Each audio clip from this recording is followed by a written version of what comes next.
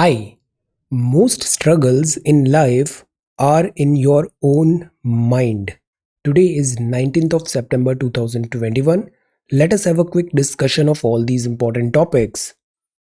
Rapid जी के yesterday questions के answers हैं ह्यूमन कैपिटल इंडेक्स एक एनुअल लिस्ट है this is released by world bank contamination of drinking water bye arsenic इससे होता है ब्लैकफुट डिसीज स्थल बाहु की लीडरशिप में श्वेतांबर सेक्ट फॉर्म हुआ था असम और वेस्ट बंगाल की बॉर्डर बनाती है Sankosh river sedimentary types of rock जो होती है वो लेयर्ड होती है लेयर्ड लाइक स्ट्रक्चर होता है कनिष्क 78 एडी में इंट्रोड्यूस हुआ था Shaka era so these are answers of yesterday's questions आज के सवाल है Pahlavi dynasty is related to which country Pahlavi dynasty Mainam wildlife sanctuary is located in which state of India which region was known as Jejakabhukti in early medieval India which viceroy pass the vernacular press act and the arms act of 1878 Which lake makes the border tri-point of Kenya, Tanzania and Uganda?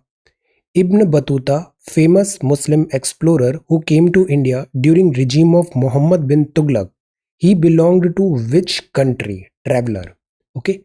So these are questions for today. आज की vocabulary है entice. Entice मतलब लुभाना. Attract or tempt by offering pleasure or advantage.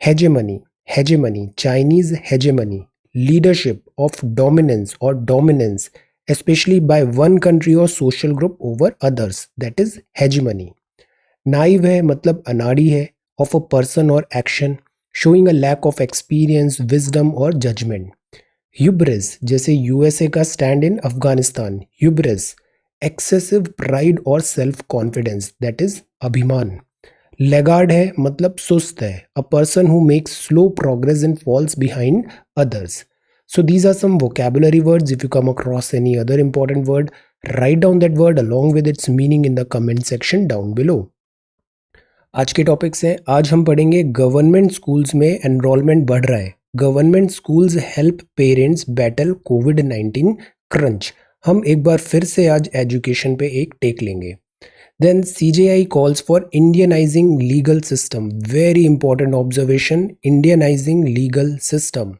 Safdarjung tomb needs urgent care आज हम बात करते हैं ये जो मॉन्यूमेंट्स वगैरह है हेरिटेज है इसको कंजर्व कैसे किया जाए world heritage sites global push must है to protect rights of Afghan girls Kailash Satyarthi साहब ने ये स्टेटमेंट्स दिए हैं ओलंपियंस के जो जेवलिन्स हैं ग्लव्स हैं उनको ऑक्शन हुआ और उससे करीब इतने रुपए आए फ्रांस के साथ अब टेंशन बढ़ रहा है बिकॉज अभी जो ऑकस ऑस्ट्रेलिया को न्यूक्लियर सबमरीन देने की बात थी बाय यूएसए इससे फ्रांस बहुत ज़्यादा अपसेट है आज संडे है तो साइंस एंड टेक्नोलॉजी है एडिटोरियल नहीं है तो कुछ स्नैपशॉट्स हैं वैक्सीनेटेड डेटा है सिंगल यूज़ प्लास्टिक का ऑल्टरनेट है ह्यूमैनिटीज़ टेक इंस्टीट्यूशंस में पढ़ाना चाहिए आज FAQ सेक्शन भी आता है आज हम पढ़ेंगे auto boost what is the need for a bad bank why is it difficult for India to get to net zero telecom industry get out of the rut होगा या नहीं this is infrastructure border let's call it quits illuminated Rashtrapati Bhavan this is Haitian US to expel these people then आज हम governor general series का final देखते हैं अब governor general of India की पोस्ट खत्म होगी और वाइस रॉय स्टार्ट होगा तो will try to write one answer as well This is CSET and certain questions and these are solutions. So we are going to talk about all these important topics in next about 35 to 40 minutes. Our reference material is this The Hindu and this is Indian Express. Both are Delhi edition. See, ये front page है The Hindu का. First news है Chief Minister Punjab quits. Mr. Amrinder, Captain Amrinder quits amid turmoil in Congress. Government schools help parents battle Covid crunch ये news हम देखेंगे this is also political traders oppose कर रहे हैं जो Naga armed group taxes लगा रहे हैं because this is against the law हम इस न्यूज़ को देखते हैं government schools help parents battle Covid crunch see COVID crunch हुआ अनएम्प्लॉयमेंट बढ़ा और इसके साथ ही साथ इनकम कम हुई है इनकम कम हुई तो बहुत सारी जो फैमिलीज़ है वो डिफ़िकल्टी फाइंड कर रही है प्राइवेट स्कूल्स की फ़ीस एटसेट्रा पे करने में, बिकॉज़ प्राइवेट स्कूल में वैसे भी बहुत ज़्यादा फ़ी होती है, तो वो उसको अफ़ोर्ड नहीं कर पा रहे हैं। तो बहुत सारे केसेस ऐसे आ रहे हैं कि प्राइवेट स्कूल से गवर्नमेंट स्कूल में ऐसे दाखिला हो रहा है, शिफ्ट हो रहा है from private to government, because सरकारी स्कूल की फ़ीस वगैरह भी बहुत कम होती है, तो गवर्नमेंट स्कूल में ट्रांसफ़र हो रहा है स्टूडेंट्स का। Feeling reeling under financial stress, families are withdrawing their children from private schools to ease the burden of fees. तो this is also one angle जो कोविड-19 और एजुकेशन क्राइसिस जो हुआ है उसके बैकड्रॉप में समझना ज़रूरी है। इसके पहले जो टॉपिक्स हमने पढ़े उसमें ये देखा कि कोविड के कारण स्कूल्स बंद हुए, लर्निंग लॉस हुआ, लर्निंग लॉस टू रिजम्पशन करना ज़रूरी है। एजुकेशन के फ्रंट पे ये डिज़ास्टर हुआ है जो स्कूल्स क्लोज होने के कारण हुआ। नॉट ओनली एजुकेशन, जो अलाइड ग्रोथ एंड डेवलपमेंट होता है चिल्ड्रन का, जैसे न्यूट्रिशन लेवल पे, लर्निंग पे, जैसे मिड डे मील स्कीम्स होती है, लर्निंग होती है, ये भी इम्पैक्ट हुआ है। तो what we need to do, we need to focus on this blended learning. जैसे यूजीसी की भी गाइडलाइन हमने पढ़ा था कि ब्लेंडेड लर्निंग मतलब हाइब्रिड लर्निंग। ऑनलाइन को रहना पड़ेगा कुछ टाइम तक, ऑफलाइन को भी हम कंप्लीटली इग्नोर नहीं कर सकते। So we need to go for this mixed hybrid. 3 cardinals होते हैं एजुकेशन के: एक्सेस, इक्विटी और क्वालिटी। हर किसी को एजुकेशन का एक्सेस होना चाहिए, ये हमारे कॉन्स्टिट्यूशन में भी लिखा है। इक्विटी होनी चाहिए, जिसको जितनी ज़रूरत है उतना बेनिफिट दें, और एजुकेशन के नाम पे दिस क्वालिटी इंश्योर कराना बहुत ज़रूरी है। तो यूजीसी का एक सर्कुलर भी आया था, ऑनलाइन ऑफलाइन का मिक्स बनाए। Knowledge provider to a coach and mentor, जो टीचर्स का है उनका रोल भी चेंज हो रहा है। Knowledge provider is not sufficient, teacher has to be a coach, teacher has to be a mentor. और student driven bottom up customised education system का टाइम है। तो ये जो बातें हैं ना, ये हम पिछले काफ़ी टाइम से पढ़ रहे हैं। गवर्नमेंट भी अपनी तरफ से एफर्ट्स डाल रही है। जैसे एक रिपोर्ट बताया 300 million students out of school हो गए हैं because of this Covid. UNICEF की रिपोर्ट है, स्कूल ड्रॉप आउट्स बढ़ गए हैं। गवर्नमेंट ई एजुकेशन के लिए दीक्षा पोर्टल लेके आती है, ई लर्निंग कंटेंट है, यहाँ ई पाठशाला है, this is an app by NCERT. स्वयं कोर्स है, वीडियो लेक्चर्स है, प्रीलिम्स का सवाल है 2016। स्वयं प्रभा क्या है, डीटीएच चैनल है, डायरेक्ट टू होम, टीवी में आएगा। तो रेमेडियल क्लासेस भी है। तो पॉइंट ये है कि जो एक्सेस, इक्विटी और क्वालिटी, इसको इंश्योर करना ज़रूरी है। दूसरा इसका एक पहलू ये भी है कि अगर जैसे इनकम कम होती है तो हमारी सोसाइटी में जो रूडिमेंट्री और स्ट्रक्चरल फ्लॉज है, तो उसमें क्या होता है, जैसे पैसे कम है तो बॉय चाइल्ड को पढ़ाने के लिए आगे भेजा जाएगा, गर्ल चाइल्ड जो होगा वो डिसएडवांटेज में हो जाएगा। तो इस पूरे एपिसोड में कोविड-19 में girl child, girl student disadvantage में रहा है, तो एक इस चीज़ को भी करेक्ट करना ज़रूरी है। मिड डे मील हो और आयरन फोलिक, अक्सर एनीमिया की प्रॉब्लम होती है, तो ये टैबलेट्स वगैरह देना भी ज़रूरी है। चैलेंजेस अभी भी हैं टेक्नोलॉजी के, डिजिटल डिवाइड के। ऑल राउंड ग्रोथ कैसे इंश्योर करें, ये ज़रूरी है। And all round growth is not sufficient because internet exposure हो रहा है। इंटरनेट हमें पता है डबल एज्ड सॉर्ड है। इंटरनेट पे जो दिखता है वो हमेशा सही भी नहीं होता है। तो we need to prepare children for this internet world. Emotional quotient develop करना ज़रूरी है, social quotient, physical quotient and spiritual quotient, ये 4 चीज़ डेवलप करना ज़रूरी है ताकि ऑल राउंड ग्रोथ हो। सॉल्यूशन होगा डिजिटल ट्रेनिंग प्रोग्राम और डिसेंट्रलाइज्ड करिकुलम। मेजर इश्यूज क्या है, इंफ्रा नहीं है हमारे पास। जैसे केरला में एक न्यूज़ आया था कि ब्रॉडबैंड नहीं है, तो सरकार सबको compulsory free of cost broadband देने का प्लान कर रही है, डिजिटल डिवाइड को फिल करने का। एक्सपेंडिचर, जैसे अभी देखा एक्सपेंडिचर, और फिर अगर एक्सपेंडिचर नहीं है, स्कूल एक्सपेंसिव नहीं है, तो वहाँ क्वालिटी नहीं मिलती। तो we need to make a balance. Quality education is a must. Overt commercialisation हो रहा है, this is also one thing. Overt commercialisation is bad for education system.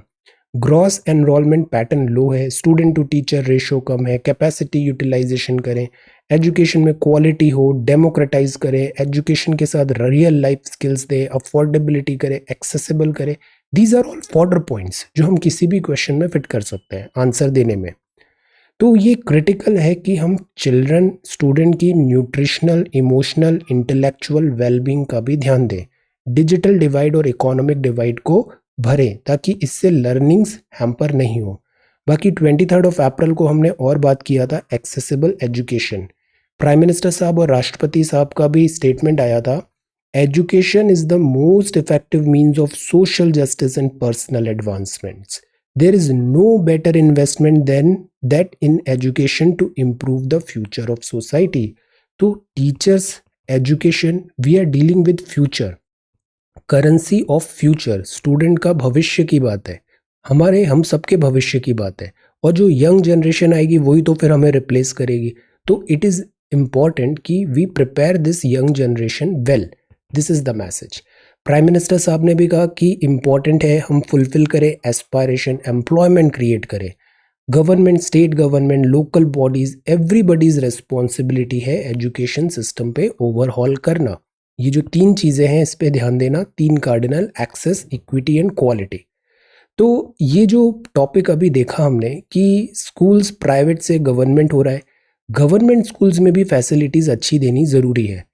Precarious financial position है, फाइनेंस, पेरेंट्स से free education will help ease the burden of school fees. Education move हो गया है online में, तो सी आप इतने अच्छे क्वालिटी लेसन्स वीडियोस यूट्यूब वगैरह से भी देख सकते हो। तो टेक्नोलॉजी ने क्या किया, डेमोक्रेटाइज कर दिया, डेमोक्रेटाइज कर दिया। तो ये भी एक अच्छी चीज़ है कि आप लग्जरी, बहुत अच्छे अच्छे लोगों से आप यूट्यूब पे इंटरेक्ट करो, क्वालिटी सीखो, आप लाइफ स्किल सीखो। There are so many people, so many students, teachers, everybody, they are putting efforts, utilise it. This is a very good time to be a student. Student के पास endless opportunity है, पता है, जब से ये internet और डिजिटल रिवॉल्यूशन आया है। आप यूटिलाइज करो इंटरनेट को, इंटरनेट को वेस्टेज मत करो। यूट्यूब भी ना गोल्ड माइन है, यूट्यूब में इतने अच्छे कंटेंट है, आप उस कंटेंट को देखो। Don't not waste your time, learn, learn skills, learn करो, पर्सनैलिटी पे काम करो, नई चीज़ें सीखो। These things are going to help you a lot compare to private schools. तो बात यह है कि ये अफोर्डेबल भी पड़ रहा है, तो गवर्नमेंट स्कूल्स में ला रहे हैं। दूसरा जो इसका एंगल है वो है जो चाइल्ड है, चाइल्ड है, गर्ल स्टूडेंट है, इधर भी डिसएडवांटेज नहीं होना चाहिए एजुकेशन रिलेटेड, ये चीज़ भी इंश्योर करना ज़रूरी है। So these are some very good points जो ब्रॉडली हर जो एजुकेशन रिलेटेड सवाल है वहाँ पे इन टेम्पलेट को यूज़ कर सकते हो। ओके, तो ये तो था ये टॉपिक। अब जैसे म्यूज़िक बस गवर्नमेंट स्कूल दिल्ली में आ रहा है, ये बड़ी अच्छी डिश है, पेन ऑफ पार्टीशन। सीजीआई का एक और अच्छा इंपॉर्टेंट ऑब्जर्वेशन आया है, इंडियनाइज करना ज़रूरी है लीगल सिस्टम को। हमारे यहाँ क्या प्रॉब्लम है कि जुडिशरी, मिलिट्री, सिविल सर्विसेज, ये तीनों चीज़ें किसके पास होती थी, ब्रिटिश साहब, ब्रिटिश लाट साहब के पास। तो देश तो आज़ाद हो गया, बट जुडिशरी, मिलिट्री और सिविल सर्विसेज, इन तीनों में अभी भी दिस ब्रिटिश ओवरहैंग दिखने को मिलता है। ब्रिटिश ओवरहैंग कि लाइक ऑफिसर्स बन जाते हैं, वो अपने आप को फिर सुपीरियर समझते हैं this legal system and all में भी, जैसे जज साहब, माय लॉर्ड वगैरह, ये जो प्रैक्टिसेस है। तो द टाइम इज कि हम इस ब्रिटिश ओवरहैंग से बाहर निकले। 75 ईयर्स हो गए हैं देश को आज़ाद हुए। ज़रूरी है जो लीगल सिस्टम है इसको इंडियनाइज करे, Indianise. It is time the courts woke up from the colonial stupor and faced the practical realities of Indian society. वरना क्या होता है, जुडिशरी आधी चीज़ें तो समझ में ही नहीं आती, जुडिशियल लैंग्वेज भी ऐसी होती है, लॉज ऐसे होते हैं कि वो समझ में ही नहीं आते बोलना क्या चाहते हैं। और अगर लॉ समझ में ही नहीं आएगा तो लॉ का इम्प्लीमेंटेशन कैसे होगा। लोग डरते हैं जुडिशरी दिस कोर्ट जाने में because they don't understand the system. The point is we need to make this system again accessible and understandable ordinary आम आदमी के लिए। तो India felt out of place in courts, proceedings were lengthy, case पे case, तारीख पे तारीख, expensive है और इंग्लिश में होती है। ये एक बहुत बड़ा ट्रबल है, इंग्लिश में होती है। आधे से ज़्यादा लोगों को समझ में ही नहीं आता केस में क्या लिखा है, इंग्लिश। बिसाइड्स जजमेंट वर इधर टू लॉन्ग और टेक्निकल और मैनेज्ड टू बी बोथ। तो अगेन कॉमन मैन समझ ही नहीं पाता है जजमेंट क्या है। सो ये टाइम है कि कोर्ट भी अब इंडियनाइजेशन करे दिस एंटायर जुडिशियल प्रोसीडिंग्स का, सिंप्लीफाई करे। बिकॉज इन दी एंड क्या है, मिलिट्री जो है वो अगेन पीपल को सर्व करने के लिए है, उनको प्रोटेक्ट करने के लिए। सिविल सर्विसेज क्या है, वो सिविल सर्विसेज जनता के सेवक हैं, लोगों के लिए। जो जुडिशरी है वो भी लोगों के लिए। तो जब लोग ही सफ़र कर रहे हैं तो इन तीनों इंस्टीट्यूशन में फ्लॉज हैं। तो दैट इज वाई इन तीनों इंस्टीट्यूशन में ओवरहॉल जरूरी है, इंडियनाइजेशन होना जरूरी है. They are there to serve the people. So it is crucial to make justice delivery more transparent, accessible, effective. Procedural barriers often undermine access to justice. तो ये keyword क्या सीखा? Access to justice होना चाहिए. Access to justice. Okay. इससे related एक DPSP भी है आंसर लीगल एड के बारे में. डीपीएसपी फ्री लीगल एड जो देने की बात है वो किस आर्टिकल में लिखा है? तो यहाँ बात है इंडियनाइजिंग लीगल सिस्टम. अब जैसे ये ऑब्जर्वेशन लिया ना, ये सीधा सीजेआई का ऑब्जर्वेशन है. तो आप कोट कर सकते हो कि सीजेआई इंडिया एनवी रमन्ना साहब ने ऑब्जर्वेशन लिया था कि जो जुडिशरी है उसका इंडियनाइजेशन होना ज़रूरी है. जुडिशरी सिंप्लीफाई करना ज़रूरी है इस पूरे सिस्टम को, इकोसिस्टम को. So this is that. Okay. जब भी गवर्नेंस रिलेटेड ऐसा कुछ बात करना है you can say this. Then NIA को इंफ्रास्ट्रक्चर चाहिए. Then this is captain faces a tough battle. और ये है Safdarjung tomb needs urgent care. तो ये न्यूज़ तो सफदरजंग की टूम की है, बट ऐसे बहुत सारे और मॉन्यूमेंट्स हैं जिनको अर्जेंट केयर की ज़रूरत है. Urgent care because they are in dilapidated condition. Monuments जो होते हैं ना, इनका एक इम्पॉर्टेंट रेवेन्यू मेंटेनेंस वगैरह का आता है टूरिज्म से. बट जब से कोविड हुआ तो टूरिज्म भी बंद हो गया, फुटफॉल नहीं हो रहा है, रेवेन्यू नहीं आ रहा है, अर्निंग नहीं आ रही है, लोगों का इंटरेस्ट नहीं आ रहा है इन सब प्लेसेस को विजिट करने में. सो इनका रिपेयर मेंटेनेंस भी कॉम्प्रोमाइज हो रहा है. आर्टिकल 51A बोलता है it shall be the duty of every citizen of India to value and preserve the rich heritage of our composite culture. तो ये जो मॉन्यूमेंट्स हैं वगैरह हमारा इतिहास है और इतिहास को कंजर्व करना ज़रूरी है. प्रॉब्लम आती है कोई मास्टर प्लान नहीं है, एनक्रोचमेंट हो जाता है कई बार, buildings monuments people start living over there, और एनक्रोचमेंट से जो हिस्टोरिकल साइट्स है वो डैमेज होने लग जाती है. तो ये इलीगल है. पॉल्यूशन एक बहुत बड़ा थ्रेट है. जैसे अभी ताजमहल में देख रहे थे, ताजमहल संगमरमर से बना है, कार्बोनेट कैल्शियम कार्बोनेट. यहाँ अगर एसिड रेन वगैरह होती है, CO2 पॉल्यूशन, तो इसमें दाग लगने लग गए और डिटीरियोरेट होने लग गया. तो ऐसे बहुत सारे एग्जाम्पल हैं जहाँ पे जो मॉन्यूमेंट्स हैं वो पॉल्यूशन के कारण डैमेज हो रहा है. टूरिज्म हिट हुआ है तो रेवेन्यू नहीं आ रहा है.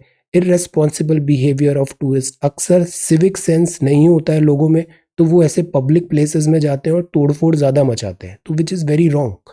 डिग्रेडेशन इन लैप्स है कंजर्वेशन एफर्ट्स में भी. तो सरकार हाल ही में एक स्कीम लेके आई थी 2017 में, एडॉप्ट अ हेरिटेज स्कीम, अपनी धरोहर अपनी पहचान प्रोजेक्ट. इसमें प्राइवेट कंपनीज प्लेयर्स वगैरह आके कोई हेरिटेज को अडॉप्ट करेंगे और वहाँ पे हेरिटेज कंजर्वेशन पे वर्क करेंगे, तो वो मॉन्यूमेंट मित्रा होंगे. ये मिनिस्ट्री ऑफ कल्चर का स्कीम था. मॉन्यूमेंट्स को देखें ना तो कैटेगरी में हमने डिवाइड कर रखा है. जैसे वर्ल्ड हेरिटेज साइट्स की कैटेगरी है. कैटेगरी 1 में वो मॉन्यूमेंट्स हैं जो वर्ल्ड हेरिटेज साइट्स में है. कैटेगरी 2 में टेंटेटिव लिस्ट है. कैटेगरी 3 में इंक्लूजन के लिए आइडेंटिफाई किया है. फिर टिकेटेड है, फिर कैटेगोरिकल, लिविंग मॉन्यूमेंट्स है, लार्ज नंबर ऑफ विजिटर्स और पिलग्रिम्स आते हैं वहाँ पे, अर्बन. तो ये क्या है, ऐसे करके क्लासिफाई किया है. जो क्लासिफिकेशन में ऊपर है उस पर कंजर्वेशन एफर्ट ऑब्वियसली ज़्यादा है. The point is conservation effort को स्ट्रीमलाइन करना ज़रूरी है यूनियन और स्टेट लेवल पे भी, हेरिटेज को प्रोटेक्ट करना. हेरिटेज क्या होता है? हेरिटेज कोई भी ऑब्जेक्ट हो सकता है, टेंजिबल और इनटेंजिबल, टेंजिबल और इनटेंजिबल, नेचुरल और मैन मेड, जो हमने इनहेरिट किया है अपने प्रीवियस जनरेशन से, not created by present generation. तो उसको क्या बोलते हैं? हेरिटेज वैल्यू बोलते हैं, दिस विरासत. Tangible heritage is the one which can be seen, touched और फेल्ट, जैसे fort, palaces, temples, sculpture etcetera, जिसको आप छू सकते हो, टच कर सकते हो, फील कर सकते हो. इनटेंजिबल होती है जो ये चीज़ें वहाँ पे नहीं है, जैसे रिलीजन हुआ, this is an intangible heritage. Mythology हुआ, राइट्स हुए, रिचुअल्स, ट्रेडिशन, म्यूजिक, डांस, तो ये क्या हुए? इंटेंजिबल. और जिसको आप टच कर सकते हो वो क्या हुए? टेंजिबल. इंटरनेशनल लेवल पे यूनेस्को इस पे काम करती है preservation of natural and cultural heritage में. तो this is the concept of heritage. Heritage इसके लिए एनसीईआरटी की क्लास 11th की बुक बहुत अच्छी है, go through that book quickly, और उससे आपको एक पूरा आइडिया लग जाएगा कि व्हाट इज दिस हेरिटेज वगैरह, फर्स्ट लेयर बन जाएगी. अब आप ग्रेजुअली इसको धीरे धीरे और डिग करना, तो you will start knowing all these things कि हेरिटेज क्या है, वैल्यू सिस्टम क्या है, इंडिया का हिस्ट्री क्या है. जोग्राफिकल हिस्ट्री क्या है, कल्चरल हिस्ट्री क्या है, ये सब चीज़ें जानना भी ज़रूरी है। आगे इससे रिलेटेड एक टॉपिक है कि जो साइंस एंड टेक्नोलॉजी आईआईटीज़ वगैरह है, वहाँ पे भी ह्यूमैनिटीज़ पढ़ाना क्यों ज़रूरी है, इसको हम उससे आगे कनेक्ट करेंगे। ओके, अब नेक्स्ट जो है वो है कैलाश सत्यार्थी साहब का स्टेटमेंट, ग्लोबल पुश ज़रूरी है to protect rights of Afghan girls. जब से ये तालिबान टेक ओवर हुआ है, अफगान गर्ल्स सीरियसली इनके राइट्स बहुत ज़्यादा कॉम्प्रोमाइज़ हो गए और ये मेडिवल टाइम्स के नए नियम वगैरह ला रहे हैं, तो जिससे फ्यूचर और ब्लीक नज़र आ रहा है। If children are not given education, particularly girls, on an equal footing, then there are many more chances of perpetual exploitation, injustices and violence. Solution होता है एजुकेशन, और हम एजुकेशन से ही डिप्राइव कर रहे हैं 50% पॉपुलेशन को, second tier second class citizens बना के रख दिया है, तो which is wrong. Global slavery index आता है, उसमें इंडिया की भी रैंकिंग कोई बहुत अच्छी तो है नहीं। If children are not given education this, तो ये हम पार्टनर हैं कि परपेचुअल एक्सप्लॉयटेशन, इनजस्टिस और वायलेंस कभी एंड ही नहीं होगा। So that is why world level पे यहाँ पे ज़रूरी है कि ह्यूमन राइट्स वायलेशन और स्पेशली विमेन राइट्स एट्सेट्रा में यहाँ पर वॉइस रेज करें। तो ये अनसर्टेन टाइम है। इंटरनेशनल लेबर ऑर्गेनाइजेशन की रिपोर्ट्स भी यहाँ पे मेंशन किया है कि स्लेवरी इंडेक्स भी इंडिया में ज़्यादा है।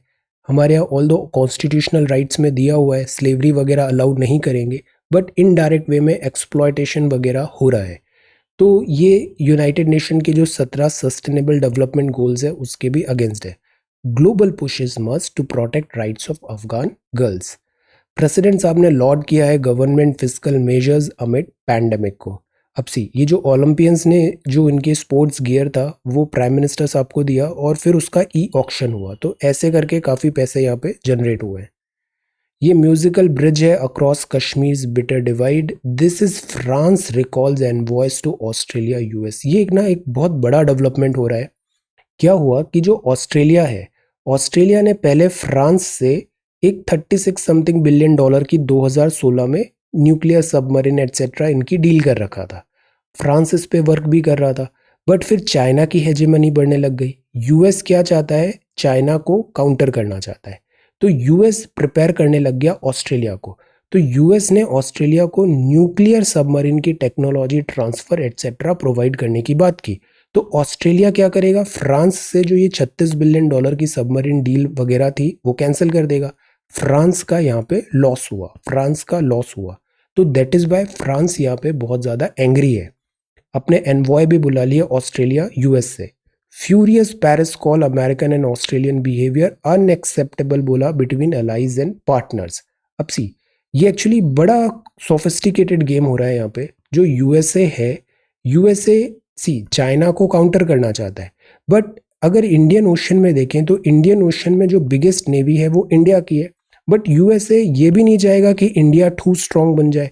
तो USA is working for this with this Australia कि ऑस्ट्रेलिया भी स्ट्रांग बने, सो दैट जैसे पाकिस्तान को भी क्यों सपोर्ट इतना मिलता है ताकि इंडिया यहाँ पे उलझा रहे, इंडिया दूसरी चीज़ों को नहीं देख पाए। तो ये स्ट्रैटेजिक कैलकुलेशंस होते हैं इनके। So obviously they are very comfortable with Australia, तो उनको न्यूक्लियर सबमरीन दे रहे हैं। बट अब इससे फ्रांस फ्यूरियस है और यूएस और दिस ऑस्ट्रेलिया फ्रांस डिफरेंस बढ़ेगा। अब ये भी नहीं भूलना चाहिए फ्रांस एक बहुत बड़ा मिलिट्री सप्लायर है, मिलिट्री इक्विपमेंट्स जो राफेल वगैरह है वो फ्रांस से है। तो अब जो फ्रांस है इसका एक और ये भी हो सकता है कि ऑस्ट्रेलिया का जो अभी प्राइम मिनिस्टर है, उन्होंने हमारे प्राइम मिनिस्टर को भी कॉल किया था before signing this deal. Australia is a friendly country, there is no doubt, but जो फ्रांस है ये भी एक फ्रेंडली कंट्री है इंडिया के लिए। तो अगर फ्रांस और ऑस्ट्रेलिया की यहाँ डील्स अगर स्टक हो रही है तो इंडिया के साथ कन्वर्जेंस ज़्यादा बढ़ने वाला है फ्रांस का आने वाले टाइम पे। तो ये भी एक जियो पॉलिटिकल डेवलपमेंट होगा। बट ये जो इंडो पैसिफिक है नेक्स्ट बिग थिंग है, this is going to be huge और इंडिया का बहुत ज़्यादा यहाँ पे स्टेक है। अब see this is nonsense, girls excluded as secondary school reopen in Afghanistan, male teacher as student should attend statement set, this is complete nonsense. बचपन से ही उनको ये सब चीज़ें सिखाई जा रही है, तो ये गलत है। इक्वालिटी सिखाना चाहिए और equality since beginning, right values सिखानी चाहिए, right values should be given.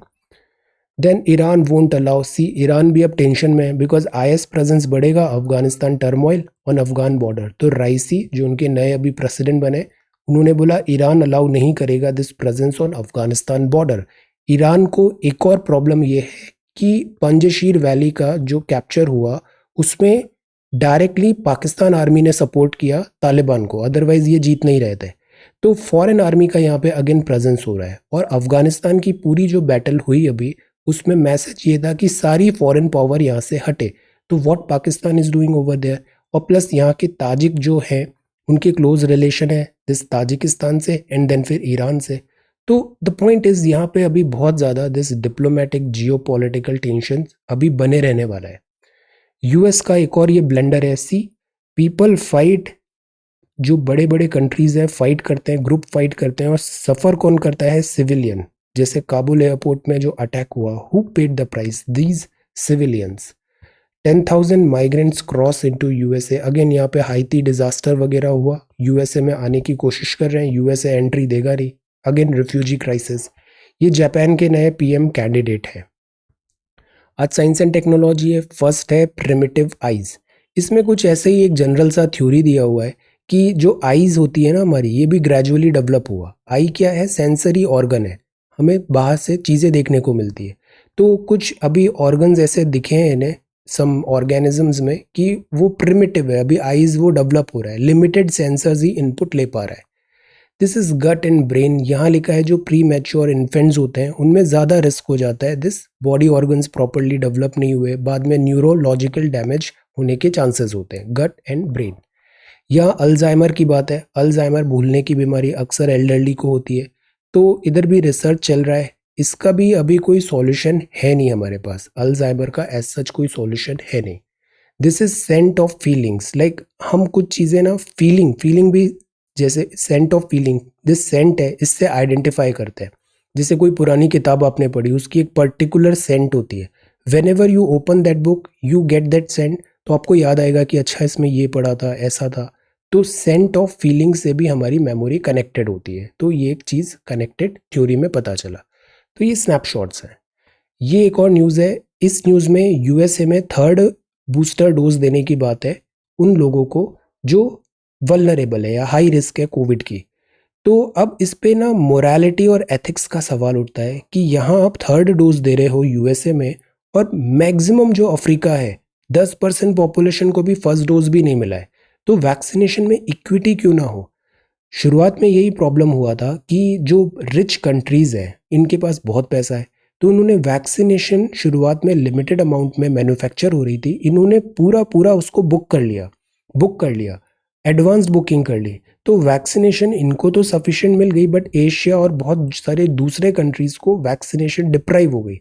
तो वैक्सीनेशन डिलीवरी में भी इक्विटी होना ज़रूरी है, ये इस बात का है। प्लस इन्होंने वेस्टेज भी बहुत किया, deals wastage, broken deals and wastage, तो ये अगेंस्ट ह्यूमैनिटी है। इस पूरे टॉपिक को आप science and technology, disease, pandemic, epidemic से देख सकते हैं। इसमें आप एथिकल एंगल भी कनेक्ट कर सकते हैं, एथिकल, मोरालिटी, इंटरनेशनल एथिक्स क्या होने चाहिए, दिस वैक्सीनेशन, इक्विटेबल डिस्ट्रीब्यूशन। ये एक नया, एक आईआईएससी के रिसर्चर्स ने फाइंड किया है कि ये जो वेस्ट है, जंक वगैरह, स्टबल वगैरह, उससे सिंगल यूज़ प्लास्टिक का ऑल्टरनेट मिल सकता है। सिंगल यूज़ मतलब प्लास्टिक की पॉलीथिन वगैरह ऐसा है जिसको आप एक बार यूज़ करके फेंक देते हो, तो ये पॉल्यूशन बहुत क्रिएट करती है, वाटर बॉटल है प्लास्टिक की एट्सेट्रा। तो क्यों ना इनका ऑल्टरनेट निकाले सो दैट ये बायोडिग्रेडेबल हो। तो एक रिसर्च है, इन्होंने बायोडिग्रेडेबल मटेरियल से ये ऐसा फाइंड किया है। ये जो इस टाइप की रिसर्च आती है ना, इसमें सक्सेस तब मिलती है जब इकोनॉमी ऑफ स्केल आता है, मास स्केल में वो अडॉप्ट हो रही है, जब वो कमर्शियलाइज हो रही है, जब वो वायबल हो रही है और अवेलेबल हो रही है। वरना रिसर्चेस तो बहुत होती है बट वो डे ऑफ लाइट दिखती नहीं है, बिकॉज वो इकोनॉमी ऑफ स्केल और कमर्शियल के पैरामीटर में फिट नहीं बैठ पाती। तो ऑल्टरनेट जो भी हमें ढूंढना है वो ऐसा ढूंढना चाहिए जो वायबल, पॉसिबल हो, प्रैक्टिकल हो। But these are and these are also important, because ऐसे ही करके तो हम वायबल सॉल्यूशन पे आएंगे।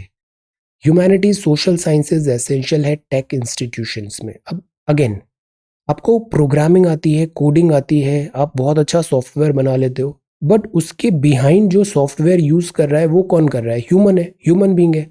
तो टेक्नोलॉजी आना सफिशिएंट नहीं है, आपको ह्यूमैनिटीज़ भी आना चाहिए। लाइक आपको हिस्ट्री पता होना चाहिए, कल्चर पता होना चाहिए, वरना कल्चर इनसेंसिटिवनेस हो जाती है। जैसे अभी आर्टिफिशियल इंटेलिजेंस की बात यही चल रही है। एआई जो है वो कैसे सीखती है चीज़ों को? डेटा से। जो प्रेजेंट सर्कमस्टेंसेज हैं, यूज़ केसेस हैं, अगर वो यूज़ केसेस ही फ्लॉड है तो एआई क्या होती है, वो भी बायस्ड हो जाती है। जो हमारे बायस्ड है ना, मशीन भी उसको ही सीख जाती है और इससे डिफिकल्टी क्रिएट होती है। So the point is, technology के साथ साथ गवर्नेंस में और एज सच ह्यूमैनिटीज़ का भी सिखाना ज़रूरी है। तो यही एक अभी काफ़ी टाइम से चल रहा है प्रोग्राम कि आईआईटीज़ में ह्यूमैनिटीज़ भी सिखाएं। तो ह्यूमैनिटीज़ के लिए जैसे प्रोजेक्ट प्रकाश है, ऑफर फ्री आई केयर फैसिलिटी, आईआईटी दिल्ली का है। स्पाइक मैकेता म्यूज़िक और इससे रिलेटेड कुछ प्रयास है इनका कि स्टूडेंट्स को टेक्नोलॉजी के साथ साथ ह्यूमैनिटीज़ भी पता होनी चाहिए। Why do we make repeated eye contact will while talking?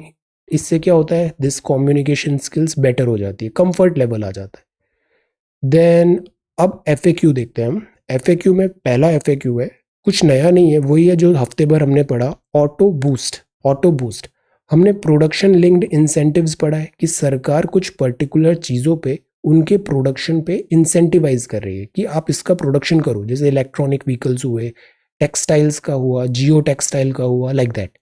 ये लिस्ट ना चेंज होती रहती है। जैसे आज से 3 महीने पहले जो प्रोबेबल था, अब वो लिस्ट में आ गया है। तो आपको अपडेटेड लिस्ट के साथ रहना है, अपडेटेड कि कौन सी चीज़ें पीएलआई में है, कौन सी चीज़ें नहीं है। ओके, अपडेटेड रहना है। तो यहाँ जैसे एडवांस्ड ऑटोमेटिव टेक्नोलॉजी प्रोडक्ट्स में पीएलआई है। ये क्या है? ऑटो ही है बट इसमें एडवांस टेक्नोलॉजी, जैसे ईवीज। तो इधर सरकार आपको इंसेंटिव देगी। टेक्नोलॉजी जैसे बैटरी इलेक्ट्रिक व्हीकल का या हाइड्रोजन फ्यूल सेल का, यहाँ पर आपको इंसेंटिवाइज किया जा रहा है कि आप इधर स्विच ज़्यादा करो। पैंडेमिक हुआ तो सेमीकंडक्टर सप्लाई का भी शॉर्टेज है, कंटेनर अवेलेबिलिटी भी कम है। तो अभी मारुति के चीफ का हमने स्टेटमेंट देखा था, प्रोडक्शन हो नहीं पा रहा है, प्रोडक्शन हो नहीं पा रहा है ऑटोमोबाइल का। दूसरा प्रॉब्लम है, प्रोडक्शन तो हैम्पर हुआ ही, दूसरा प्रॉब्लम है कि फ्यूल की प्राइस 100 रुपये पर लीटर हो गई। तो लोग जो फॉसिल फ्यूल बेस्ड कार्स हैं उसका यूजेज कम कर रहे हैं, उसको बाय करने में इतना इंटरेस्ट शो नहीं कर रहे। थर्ड रीज़न ये आ रहा है कि डिमांड, इकोनॉमिक स्लोडाउन के कारण वैसे भी ऑटोमोबाइल सेक्टर की डिमांड कम हो गई है।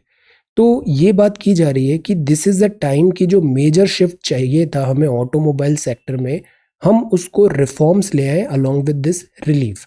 रिफॉर्म्स जैसे अभी हम कुछ टाइम पहले BS6 में मूव हुए थे, फिर एक स्क्रैपेज पॉलिसी आई थी कि पुराने व्हीकल्स को स्क्रैप करो। अब पुश हो रहा है ईवी का। इससे पहले जो फेम 2 है, फास्टर एडॉप्शन इलेक्ट्रिक व्हीकल्स का, वो भी सरकार इंसेंटिवाइज कर रही है। जैसे अभी ओला का एक स्कूटर आया, अथर का स्कूटर है, बहुत ज़्यादा सब्सिडी मिल रही है इसमें, 30-30 40-40 हज़ार की। और इनका रजिस्ट्रेशन चार्ज भी ऑफ हो रहा है, टैक्स, रोड टैक्स ऑफ हो रहा है। तो गवर्नमेंट्स राज्य स्तर पे भी और सेंट्रल स्तर पे भी ऑटोमोबाइल सेक्टर को बूस्ट कर रही है, और स्पेशली दिस इलेक्ट्रिक व्हीकल्स को। तो प्रोडक्शन लिंक्ड इंसेंटिव भी इधर ही है कि फॉसिल फ्यूल एमिशन कम हो, ईवीज की तरफ बढ़ेंगे नई टेक्नोलॉजी के लिए, तो इनको इतना पैसा मिलेगा। It's a good step, step in right direction.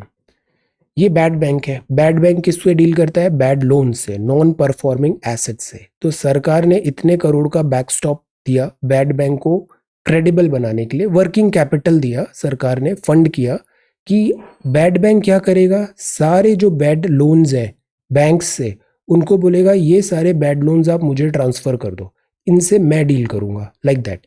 तो जो बैड बैंक है वो बाकी सारे कमर्शियल बैंक्स हैं, शेड्यूल कमर्शियल बैंक्स वगैरह, उनसे सारे बैड लोन्स लेके अपने ऊपर ले लेगा। और इससे क्या होगा? सेग्रीगेशन हो गया। जो शेड्यूल कमर्शियल बैंक्स और जो दूसरे बैंक्स हैं, इनकी जो बुक्स है वो क्लीन हो जाएगी। अब इनके पास प्रेशर नहीं होगा कि इतना पुअर एसेट है, लो क्वालिटी एसेट्स है वगैरह। ये सारा भार इन्होंने बैड बैंक को दे दिया।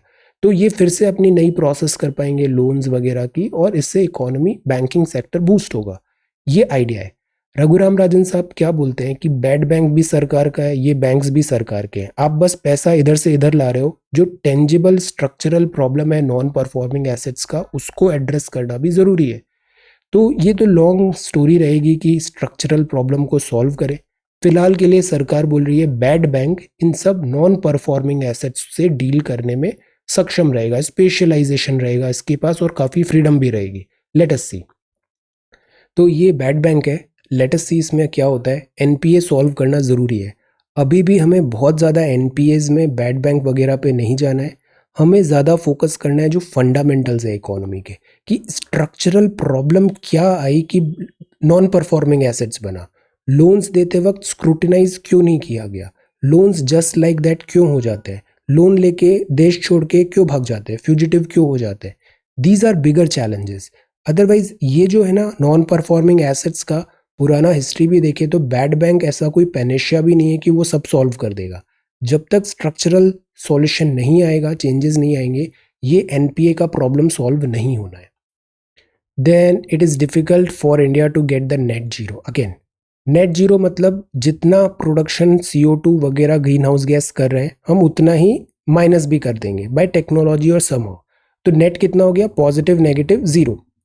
इंडिया नेट जीरो लाने में टाइम लगेगा। वाई? बिकॉज इंडिया अभी डेवलपिंग कंट्री है। ऑल्दो हम थर्ड हाईएस्ट एमिटर बन रहे हैं कार्बन GHG का, ग्रीन हाउस गैसेस का, बट नेट जीरो आने में अभी हमें टाइम चाहिए। बिकॉज हम फॉसिल फ्यूल्स को जस्ट लाइक दैट डिस्कार्ड नहीं कर सकते, इससे हमारी इकोनॉमिक ग्रोथ हैम्पर होगी। So we understand our responsibility but at the same time we ensure for common but differentiated responsibility. Mister John Kerry को भी अभी यही मैसेज सेंड किया था कि India is not shying away. हमने इंटेंडेड नेशनली डिटरमाइंड कॉन्ट्रीब्यूशंस भी दिए हैं जो काफ़ी लॉफ्टी गोल्स हैं, but we need some time. तो इसको 15 सितंबर को भी हमने नेट जीरो पढ़ा था। इस दिन काफ़ी अच्छे अच्छे इन्फोग्राफिक्स देखे थे, रिवाइज 15 सितंबर। बाकी इस टॉपिक में कुछ और नया नहीं है। एक बात और है कि अगर हम ऑफसेट करने लग जाएं, CO2 को माइनस करना सीख जाए, जैसे सिक्विस्टरेशन से, एटमॉस्फेयर से CO2 कैप्चर करके अंडरग्राउंड माइंस में हमने डंप कर दिया, तो इससे जो हमारी एक रेस्पॉन्सिबिलिटी बनी है कि हम लोअर एमिशन भी करें, कहीं हम उससे दूर ना हो जाए। बिकॉज नेट जीरो लाने के लिए ये जो पॉजिटिव्स आ रहे हैं, एमिशंस आ रहे हैं, इसको कम करना भी ज़रूरी है। It's not about negative only. तो carbon neutrality looks to nascent technology to suck out CO2 from the atmosphere. India working कर रहा है 2 डिग्री सेंटीग्रेड, ज़्यादा बढ़े नहीं, कार्बन न्यूट्रलिटी की तरफ बढ़े टेम्परेचर। बट एक वर्ड हमें हमेशा लिखना है यहाँ पे, वो है common but differentiated responsibility. Telecom industry get out of the रट। अभी हाल ही के टाइम पे बस ये है कि टेलीकॉम इंडस्ट्री को सेफगार्ड करो। तो सरकार ने जो एडजस्टेड ग्रॉस रेवेन्यू है, इसका जो पैसा देना था उसका मोरेटोरियम दे दिया, 4-5 साल का रोक लगा दी, 5 साल बाद पैसे दे देना, अभी मत दो। सेकेंड, जो AGR की डेफिनेशन थी वो भी थोड़ा लीनियंट कर दी। तो स्पेक्ट्रम ऑक्शन होता है, स्पेक्ट्रम ऑक्शन सरकार इन टेलीकॉम ऑपरेटर्स को देती है। टेलीकॉम ऑपरेटर्स उस स्पेक्ट्रम से रेवेन्यू जनरेट करते हैं। तो एक तो स्पेक्ट्रम यूजेज का फुल फ्रंट पैसा सरकार को दे दिया जब ऑक्शन हुआ। इसके अलावा जो यूसेज से, स्पेक्ट्रम यूसेज से जो रेवेन्यू बढ़ा और डिफरेंट अलाइड एक्टिविटी से, तो वो आता है adjusted gross revenue, AGR, adjusted gross revenue. सरकार इसकी बड़ी डेफिनेशन मानती थी, ब्रॉडर प्राइवेट टेलिकोज नैरोअर। कोर्ट ने गवर्नमेंट का वर्जन देखा और इनको बोला गया कुछ 4 लाख करोड़ रुपए पे करो टेलिकोज। तो टेलिकोज वैसे ही स्ट्रगल कर रहे थे, इन्होंने हाथ खड़े कर दिए। अब टेलिकोज बंद ही हो जाएंगे तो सरकार को स्टेप इन करना पड़ा और रिलीफ दिया। 4 साल बाद भी अगर ये वापस नहीं कर पाएंगे तो सरकार इनकी इक्विटी भी खरीदेगी। अभी इसमें बहुत टर्मोइल चल रहा है। फिलहाल ये होने वाला है कि टैरिफ बढ़ेगा, मोबाइल वगैरह इनके टैरिफ प्लान अब बढ़ेंगे। बिकॉज अभी तक ये बड़े अनसस्टेनेबल थे, बहुत ज़्यादा लोअर था tariff. Then this is the new teen sensation, this is Emma, US open जीता है।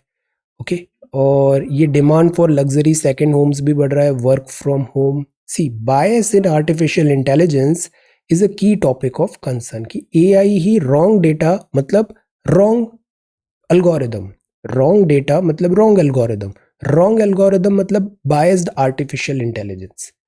गूगल बड़ा डोमिनेंस कर रहा है, CCI रिपोर्ट ने कहा। स्पोर्ट्स का ये न्यूज़ है, IPL फिर से स्टार्ट हो रहा है। Okay so this is the Hindu. Indian express में भी यही है, जिस Punjab chief minister. This is cause of concern. 2015 में हमने बोला हम इतने इंटीग्रेटेड बॉर्डर आउटपोस्ट बनाएंगे, बिकॉज लद्दाख वगैरह है ना, यहाँ पे जवानों के पास प्रॉपर फैसिलिटी भी नहीं होती है। प्रॉपर फैसिलिटी, हाई एल्टीट्यूड रहता है, वेदर बड़ा एक्सट्रीम होता है, तो ऑल वेदर्ड बिल्डिंग होना ज़रूरी है, चेक पोस्ट। और उसमें बहुत डिले चल रहा है। This is the cause of worry. ITBP MHA officials बोल रहे हैं कि बॉर्डर आउटपोस्ट जो इंसुलेशन बनाना था, कंस्ट्रक्शन बहुत पुअर है। This is not right. Indianisation ज़रूरी है लीगल सिस्टम का, और ये है this new corridor of Delhi metro. Look at this beautiful picture. ये इल्यूमिनेटेड रायसीना हिल है जहाँ पे प्रेसिडेंट साहब और दिस इंडिया का सेंट्रल विस्टा है। ये पूरा सेंट्रल विस्टा इंडिया गेट से यहाँ प्रेसिडेंट हाउस तक। देन ये US to expel Haitians from border. अब यूएस भी क्या होता है, रिफ्यूजी प्रॉब्लम सफ़र करता है। एक तो मैक्सिको से इलीगल रिफ्यूजीज आते हैं, फिर जैसे कैरेबियन कंट्रीज हाइती में डिजास्टर हुआ, तो यूएसए इस बात से स्ट्रगल कर रहा है। दैट इज़ वाई ट्रंप ने यहाँ पे एक बॉर्डर वॉल बनाने की भी बात की थी। अब प्रॉब्लम रिफ्यूजी की जो है ना, उसका एक ही सॉल्यूशन है कि रिफ्यूजी जहाँ जनरेट हो रहे हैं उस जगह को फिक्स करो। जैसे अफगानिस्तान में करोड़ों लोग बाहर जाएंगे, इतने करोड़ों लोगों को कौन यहाँ पर रिफ्यूजी लॉन्ग टाइम तक रख पाएगा। सबकी कैपेसिटी है, ऑल्दो उनकी खुद की पॉपुलेशन भी बहुत ज़्यादा है। सो रिफ्यूजी क्राइसिस का एक ही सॉल्यूशन है कि जहाँ प्रॉब्लम है, जहाँ से रिफ्यूजी जनरेट हो रहे हैं, उस चीज़ को फिक्स करो। जैसे सीरिया को फिक्स करो, सीरिया से रिफ्यूजी बहुत ज़्यादा आए, अफ्रीका के नॉर्दर्न यहाँ से रिफ्यूजी यूरोप में आते हैं। तो सोर्स को करेक्ट करना ज़रूरी है। बिग मिस्टेक फ्रांस ने कहा यूएस ऑस्ट्रेलिया डील को। Then Iranian scientist AI assisted remote controlled. Then New York millionaire. This is next page. Economy better collection efficiency है, GST compensation regime है, कुछ नया नहीं है यहाँ पे। दिस एप्स जो है ये एक नया डेवलपमेंट हुआ कि जो पहले जीएसटी होता था, जैसे ऐप है स्विगी, स्विगी रेस्टोरेंट से फूड डिलीवर हुआ, बिलिंग रेस्टोरेंट करेगा, स्विगी इसको हमारे तक डिलीवर कर देगा। तो they are just an technology app aggregator है। तो जीएसटी पहले रेस्टोरेंट्स पे था, वो जीएसटी का अब बर्डन शिफ्ट हो गया है स्विगी जोमेटो जैसी कंपनी में। तो इनको जीएसटी का ध्यान रखना पड़ेगा और पे करना पड़ेगा, तो कॉम्प्लायंस बर्डन बढ़ेगा। प्लस जीएसटी में एक और चीज़ होती है, 20 लाख से अगर एनुअल टर्नओवर कम है तो जीएसटी फाइल नहीं करना है। तो वो चीज़ भी अब यहाँ पे कॉम्प्लेक्सिटी बढ़ेगी जो स्मॉलर रेस्टोरेंट्स हैं, ये यहाँ पे लिखा है। बट गवर्नमेंट को फ़ायदा होगा क्योंकि जीएसटी रेवेन्यू बढ़ने के चांसेस होंगे। यह बात है लेट्स कॉल इट क्विट्स। ये बहुत इंपॉर्टेंट चीज़ है। हमारे यहाँ ना शुरू से ऐसी मेंटेलिटी डेवलप की जाती है, डिफ़िकल्ट इज़ गुड। जब तक स्ट्रगल नहीं करोगे सक्सेस नहीं मिलेगी। पेन सॉरो दिस सफरिंग, इसी से ही केवल सक्सेस मिलेगी। ये सब रॉन्ग है। ऐसा कोई लॉजिक नहीं है कि डिफ़िकल्टी से ही सक्सेस मिलेगी। इजी चीज़ों से भी सक्सेस मिल सकती है, बिना पेन सफरिंग से भी सक्सेस मिल सकती है। You have to be smart. दूसरा बात है कि let's call it quit. Quit करना हमारे यहाँ ऐसा माना जाता है कि this is very wrong. No, if it is not working out for you, quit. Why you are suffering? Steadfast is a virtue, but only if it doesn't come at a personal cost. You have to do, stick रहो, जो goals हैं, plans हैं, stick रहो, but if it is not working, it is better to call it quit. Something else will work. Letting go is the new script for mental and physical well-being. Mental and physical well-being. जैसे आप लोग CSE की preparation कर रहे हो, सबका selection थोड़ी होना है। जो सिलेक्शन होगा ऑनेस्टली वर्क किया, कई बार फिर भी नहीं होगा, but this is not the end of road. This is not the end of road. ये वर्क नहीं हुआ तो ये नहीं कि इधर ही अटक के रह गए। Try something else, you will get success somewhere else. Okay, तो ये भी जरूरी होता है कि sometimes let's call it quits. Our lives and their reflections in art, cinema filled with cautionary tales हैं कि quitting मतलब गलत चीज़ है। No, when there is every reason to do so. Work, give your 100%, be sincere. That is why I keep on telling, be sincere. Sincere रहो, अपना 100% दो, ताकि खुद को satisfaction होता है कि I did everything जो मेरी capacity में था। Then, if it's not working out, move on. The intense regulation of time and the need जो है वो ज़रूरी है कि हम मेंटल और फिजिकल वेलबींग भी प्रॉपर इन्हें ग्रूम करें। फर्स्ट टेबल है प्रेसिडेंट साहब का डिनर। Then shaken not stirred end of clay, ये काफ़ी पॉपुलर हो रहा है ये सॉन्ग। योहानी श्रीलंकन सिंगर है Yohani. Everywhere this Manike Mage Hithe, the song I came to sing. Then army recruits हैं और दिस इज़ इंडियन एक्सप्रेस। आज हम इसको कंप्लीट करते हैं, गवर्नर्स जनरल ऑफ इंडिया। आज आप इस पर एक नोट भी तैयार करना। 1773 से स्टार्ट किया, ये जर्नी है 1858 तक। ओके, पहले ऑल दो गवर्नर जनरल ऑफ बंगाल है, फिर इंडिया होगा, बट है सब governor generals.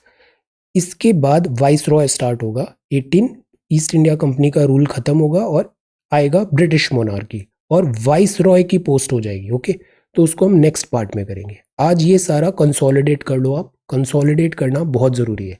Prepare a note on the governors general of India, highlight करो उनके significant events, work done took place during their tenure. हर एग्जाम में, no matter what exam, SSC, IBPS, everywhere, हर exam में, UPSC, state PSC, इससे एक सवाल तो आना ही है। तो इसको बड़े अच्छे से आप कंसोलिडेट कर लो। तो लास्ट टाइम हमने 1848 तक देखा था। ईस्ट इंडिया कंपनी अभी भी चल रही है, 58 तक चलेगी। ये है लॉर्ड हार्डिंग, 1848 तक, 44 टू 48। इनके टाइम पे फर्स्ट एंग्लो सिख वॉर होगा, ब्रिटिश एम्पायर डिफीट करेगी सिख एम्पायर को, और अब एंग्लो सिख वॉर होगा, और फिर थोड़े टाइम बाद दिस ब्रिटिशर्स ने सिख एम्पायर का भी पैकअप कर दिया। ट्रीटी ऑफ लाहौर होगी, ब्रिटिश कॉन्फिस्केट करेगा कश्मीर फ्रॉम द सिख, पहले कश्मीर सिख रूलर्स के पास था, and sell it to Raja of Jammu for केवल 75 लाख रुपए में। तो ये 1846 में हुआ। अब कश्मीर का भी ज्योग्राफी चेंज होगा। ट्रीटी ऑफ दिस भैरोवल होगा, एस्टैब्लिश होगा Roorkee engineering college, 1847, one of the oldest Roorkee engineering college, जो अभी आईआईटी रुरकी है। तो ये काम हुआ लॉर्ड हार्डिंग में, लॉर्ड हार्डिंग। ओके, 1856, 1848। अब आता है डलहौजी। डलहौजी के जो काम है वो इतने ज़्यादा एक्सट्रीम होंगे कि इससे फिर रिवोल्ट होगा। अर्ल ऑफ डलहौजी, 5048 में टू 56। Doctrine of lapse. अब जो सवाल आते हैं ना, बहुत डिटेल में नहीं आते, वो बस इतना पूछा होता है ये कब आया, क्या आया, प्रोविजन क्या था, लाइक दैट। तो ये डॉक्ट्राइन ऑफ लैप्स आया 48 में। चार्टर एक्ट 53 में आया। अभी बेथून कॉलेज बनेगा, जिसको कैलकाटा फीमेल स्कूल एस्टेब्लिश करेंगे this John drink water Bethune. Female education जब भी लिखना है, ये एग्जाम्पल आना चाहिए आंसर में, Bethune college school, drink water Bethune. फिर वुड्स डिस्पैच होगा 54 पे। समर कैपिटल शिमला बनेगी। सेकेंड एंग्लो बर्मीज वॉर होगा, ये भी प्योर एम्बिशन थी। Dalhousie was to humiliate and annex more of Burmese territory. Burma was attacked unprovoked, Britishers ने अपनी ग्रीड और इंटरेस्ट के लिए यहाँ पे अटैक किया। फर्स्ट पैसेंजर ट्रेन आएगी Bombay to Thane, very important, 1853। First telegraph line डलेगी Diamond Harbour to Calcutta. Post office act आएगा। पब्लिक वर्क डिपार्टमेंट, जो पीडब्ल्यूडी होता है ना, सड़कें रोड वगैरह बनाने का, bridge, PWD department, 54। Second Anglo Sikh war होगा, और अब British totally defeat the Sikh empire. Santhal rebel होगा, Santhals were killed by British army. Rebel में एलिफेंट भी यूज्ड होगा to destroy Santhal dwelling. Religious disability act आएगा। बैन होगा female infanticide completely. Human sacrifice central province Odisha और महाराष्ट्र। तो काफ़ी प्रोग्रेसिव भी स्टेप्स थे, और ब्रिटिश एम्पायर को बहुत ज़्यादा एक्सपैंड किया था डलहौजी के टेन्योर ने। तो this is Earl of Dalhousie. Okay, then इसके बाद कैनिंग होते हैं, ये लास्ट गवर्नर जनरल है और फर्स्ट वाइस रॉय है। इन्हीं के टाइम पे ये बहुत इंपॉर्टेंट है, Hindu window remarriage act 1856, Indian rebellion of 1857, और इसके बाद ईस्ट इंडिया कंपनी का पैकअप, और फिर आएगा ब्रिटिश मोनार्क। इसी टाइम पे यूनिवर्सिटी कैलकाटा, बॉम्बे और मद्रास भी 57 में एस्टेब्लिश होगा। तो ये जो कीवर्ड्स है ना, इसको आप 5-6 बार पढ़ना, ये सब याद हो जाएंगे कि कब बना, किसके टेन्योर में बना, और क्या उसका आउटकम था। बस ये 3 चीज याद रखना है। East India Company. अब ब्रिटिश क्वीन यहाँ पे आ जाएगी। Okay, so this is see set, बड़ा आसान है, डिस्टेंस इतना है। रिलेटिव आमने सामने एक ही तरफ आ रहे हैं तो ऐड कर दो 66। 5/18 से मीटर पर सेकेंड, KMPH से मीटर पर सेकेंड। ये आ गया स्पीड, ये डिस्टेंस है, टाइम आ गया 6 सेकेंड। दोनों ट्रेन मीट होती है x hours after 7 AM according to this question. तो 7 बजे से हम स्टार्ट करते हैं। पहली डिस्टेंस जो है वो P से स्टार्ट हुआ। स्पीड है, डिस्टेंस x आवर में ट्रेवल किया है, स्पीड 20 दिया हुआ था, तो डिस्टेंस हो गया 20x। दूसरी ट्रेन Q से है, बट वो 8 बजे चल रही है, तो उसका टाइम कितना हो गया, x-1, स्पीड 25 है, तो ये इसकी डिस्टेंस हो गई। Starts 1 hour later. तो टोटल डिस्टेंस दोनों जब मिलेगी तो 110 किलोमीटर का जो दूरी था वो कवर हो गया। तो दिस प्लस दिस इज 110, तो इससे x आता है 3, तो 7 + 3 मतलब 10 बजे वो मिलेगी, 10 AM। लेंथ ऑफ ट्रेन इतना है, स्पीड y है, x अपॉन वाई 15 दिया हुआ है, 15 सेकंड में पास होता है तो y हो गया x अपॉन 15। सेकंड केस में उसको डाल दो तो x आ जाएगा 150। ओके, ये बड़ा आसान है बट गलती होती है इसमें स्पीड में। How many such numbers are present in the below arrangement which are immediately preceded by a consonant and immediately followed by a letter। Vowels कितने होते हैं आंसर, और जो वॉवेल नहीं है वो कॉन्सोनेंट है। Okay, English alphabets consonant. X का रैंक 12 है, फ्रॉम टू द टॉप है ये। If the total number of students in the class was 16, x का रैंक बॉटम से क्या होगा, काउंट, 2 बार काउंट नहीं करना है, काउंट कितना रैंक है फ्रॉम द बॉटम। ये अरेंजमेंट है, 6 girls are sitting in a circle और सब सेंटर की तरफ ऐसे फेस करके बैठी है। तो सबसे पहले एक सर्कल ड्रॉ करो और ये 6 बना दो, है ना, सर्कल ड्रॉ करो और ये 6 बना दो। अब इनमें अरेंज करना है, प्रिया, नेहा, रश्मि, सोनाली, टीना और Veera. Tina is not between Neha and Sonali but some other one. Priya is next to the left of Veera और Rashmi is fourth to the right of Priya. तो ये कंडीशंस दी है, 1 बाय 1 अरेंज करो, you will get the answer.